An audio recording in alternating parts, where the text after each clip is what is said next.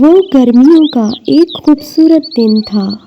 ایک کام چور ٹڈا آرام سے بیٹھا ہوا اپنا گٹار بجاتے ہوئے مزے لے رہا تھا، جیسے وہ روز کرتا تھا۔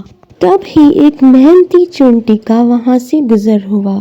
وہ بہت محنت کے ساتھ ایک گندم کا دانہ اپنے گھونسلے کی طرف لے جا رہی تھی۔ ٹڈا نے چینٹی سے پوچھا، تم میرے ساتھ آ کر بیٹھتی کیوں نہیں اور ہر وقت ایسے محنت سے کام کرتی رہتی ہو؟ چینٹی نے بتایا کہ میں سردیوں کے لیے اپنے کھانے کا انتظام کر رہی ہوں اور مجھے لگتا ہے کہ آپ کو بھی ایسا کرنا چاہیے۔ آپ سردی میں کیا کھاؤ گے اور اپنے گھر والوں کو کیا کھلاؤ گے؟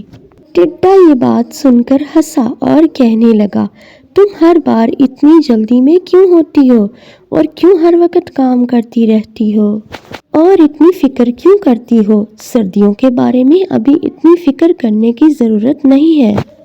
چینٹی بہت سمجھدار تھی، اس نے ٹڈے کی کسی بات پر دھیان نہیں دیا اور اس نے سردیوں کے لیے کڑی محنت کر کے بہت سارا کھانا اکٹھا کیا۔ سردیاں امید سے جلدی ہی آ گئیں۔ ٹڈے کے پاس نہ رہنے کے لیے کوئی جگہ تھی اور نہ کھانے کے لیے کچھ تھا۔ وہ چینٹی کے گھر گیا اور اس نے چینٹی سے کھانا اور رہنے کی جگہ مانگی۔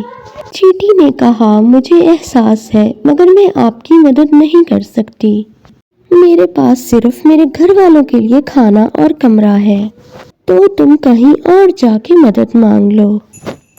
ٹڈے نے دکھی ہو کر سوچا، مجھے چینٹی کی بات سننی چاہیے تھی۔ تو بچوں، اس کہانی سے ہمیں یہ سبق ملتا ہے کہ کام کرنے کا اور کھیلنے کا الگ الگ وقت ہوتا ہے۔ اگر صحیح وقت میں کام کو پورا نہ کرو تو آنے والے وقت میں پچھتانا پڑتا ہے۔